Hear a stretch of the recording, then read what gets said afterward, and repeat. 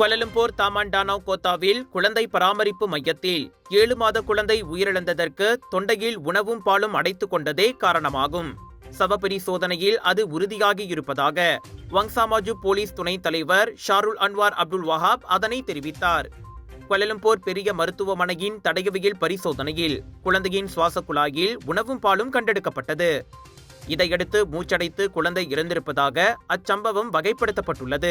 என்ற போதிலும் கவனக்குறைவு, கைவிடப்பட்டது போன்ற கோணங்களில் 2001 சிறார் சட்டத்தின் கீழ் விசாரணை நடைபெறுவதாக ஷாருல் அன்வார் கூறினார்.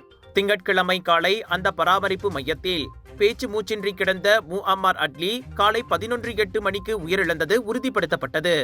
இதையடுத்து குழந்தையின் தந்தை அன்று பிற்பகலிலேயே போலீசில் புகார் செய்ததை அடுத்து அச்சம்பவம் வெளிச்சத்துக்கு வந்தது.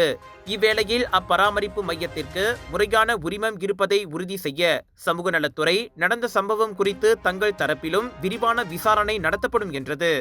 விலையோ மலிவு, செலவோ குறைவு, தரமோ உயர்வு, மனமோ நிறைவு. மக்களின் தேர்வு என்ரிகோஸ் முழு ஆடை சத்துள்ள பால்மாவு.